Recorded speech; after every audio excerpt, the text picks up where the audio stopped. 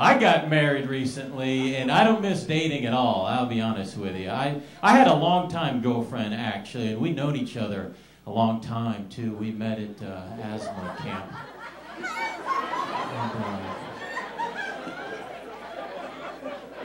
But she broke up with me because she said that I was always correcting her, and she hated that. So she comes over to my house to dump me. She goes, "Eddie, we need to talk." I go, "My name's Eric." She goes, "See, this is what I'm talking about right here. This is the kind of thing, I can't say anything right around you anymore. I just had it, we're done." And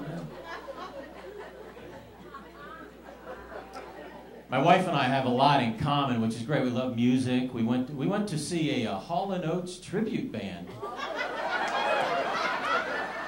And it turned out to actually be Hall & Oates.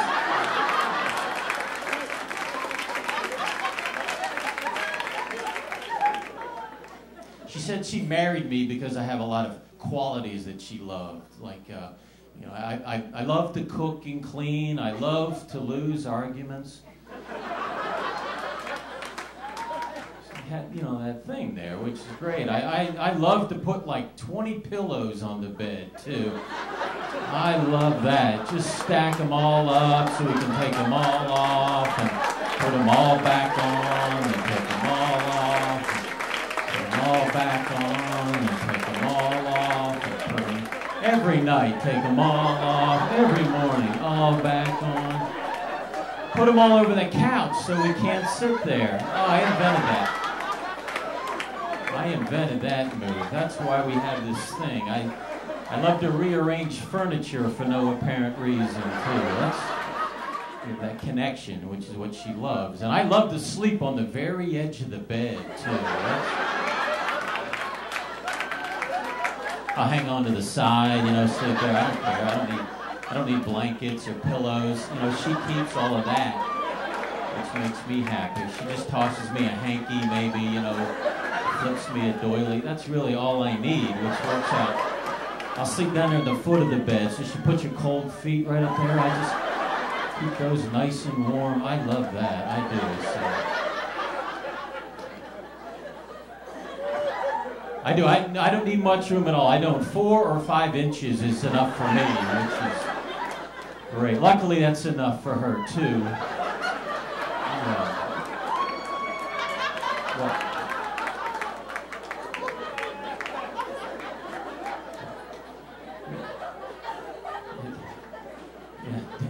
Dating wasn't easy with this complexion. They called it, I got a fair complexion. And I call it an unfair complexion. I'm getting a sunburn right now just standing up here under these lights. I got SPF 98 on. I think I'm going to peel in about 20 minutes. This is ridiculous. I'm Irish Catholic, so, that's what happened. I was born with a sunburn, this thing. This is not fair at all. My mom is from Ireland. I'm not 100% Irish. My mom from Ireland, but my dad's not, so I kind of a mixed kind of thing in there. I'm half Irish, half white. I got all these freckles too. This never excites the ladies. All the freckles, you don't see that from a lot of your, sexy Hollywood celebrities. They don't have freckles, do they? I mean, look at Will Smith. I mean, look at Denzel Washington. They don't have freckles. Halle Berry. I mean, come on, Tyrese. They don't have. Brad Pitt. My name Eric, though, it's a Scandinavian word. It means brave, all-powerful one. You ever notice that names always mean something good, don't they? They never mean anything bad. You never hear anyone say, my name, it's a Latin word. It means urinary tract infection.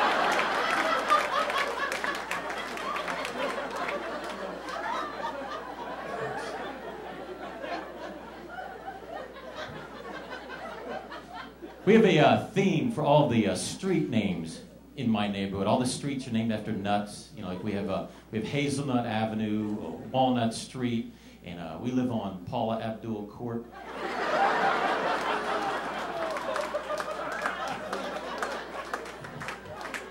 I saw someone with a sign in their front yard. It said, "War is not the answer."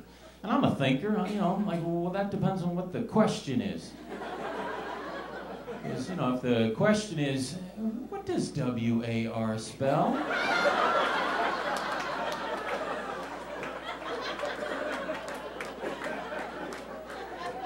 That sign's wrong, man. What band sang Lowrider? Take that thing down. That's what I'm saying. Actually, I got to perform for the troops, and that was my first trip to Uganda. Well, they weren't our troops.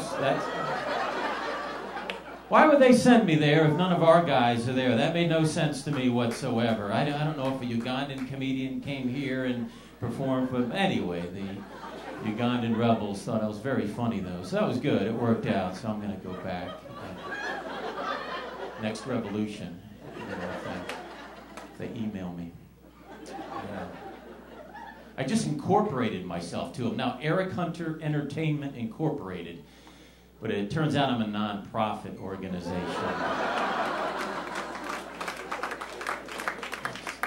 No, it's not easy. It really isn't. I got a lot of dumb stuff out there. I was talking to my brother, who's a math teacher, and we're talking about how the students in this country are struggling. And since he's a math teacher, I quoted him a study. I read it. It said 4 out of 10 elementary school kids flunk math in this country. And he goes, well, what about the other 5?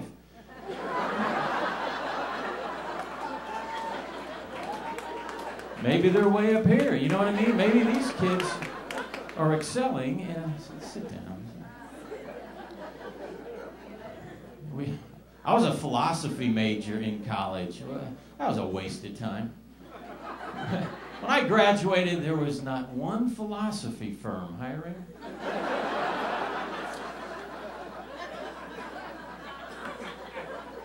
You want to get a job at one of the big 5 philosophy firms, you know? A job at Descartes, Socrates, and Sons. Just sit around in my cubicle all day going, well, now, if we exist, do they exist? The Cartesian circle. Interesting. How do you say Rosetta Stone in French? Hey, it's lunchtime. All right, let's go to Hooters. Phil, are you buying? Let's get some wings and some cheese sticks. Or is it lunchtime?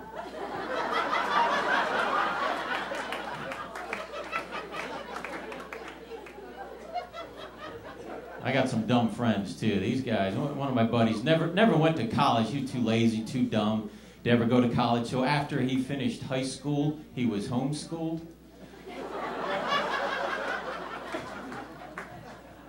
His mom was his teacher, but she was bipolar, so sometimes he had a sub.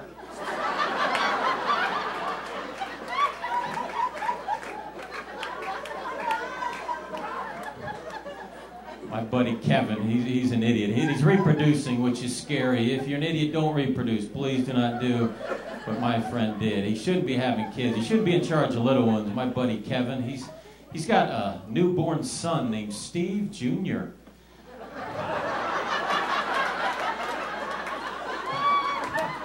Thanks a lot. You guys were a lot of fun. Thanks a lot for coming out. Appreciate it. You guys are great. Thanks a lot. Enjoy the holidays.